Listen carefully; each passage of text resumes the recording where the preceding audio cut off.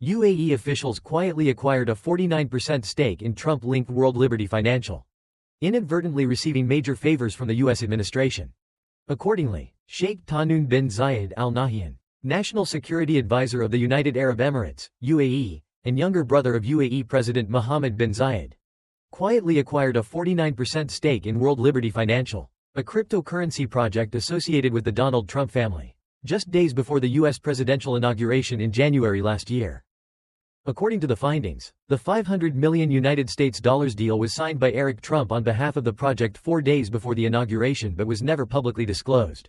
The agreement stipulated that half of the amount would be paid immediately, of which approximately $187 million United States was transferred to companies controlled by the Trump family.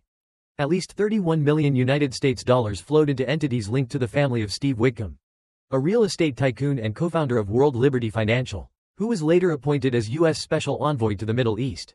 Meanwhile, his son Jack Whitcomb currently serves as the project's CEO. The transaction has further drawn attention to the increasingly deep financial ties between World Liberty Financial and the strategic interests of the UAE.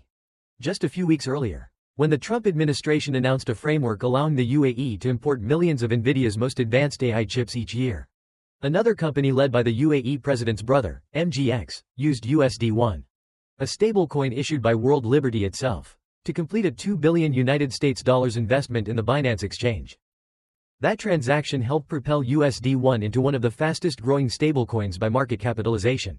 With more than $5 billion United States currently in circulation, the issuance of the token alone has generated over $57 million United States in revenue for the project.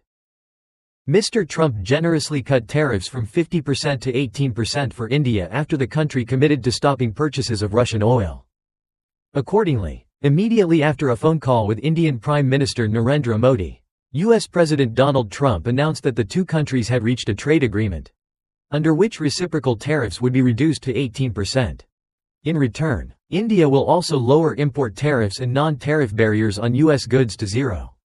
In exchange, India agreed to stop buying Russian oil and will increase purchases of U.S. oil, possibly including oil from Venezuela, along with spending more than $500 billion United States on energy, technology, agricultural products, coal, and other goods.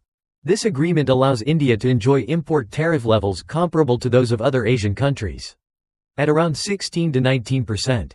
India has faced significant pressure since Washington imposed tariffs, becoming the worst-performing market among emerging economies in 2015, with record levels of foreign capital outflows. India relies on imports to meet about 90% of its domestic oil demand, and the purchase of discounted Russian oil following the Russia-Ukraine conflict in 2012 helped the country significantly reduce import costs.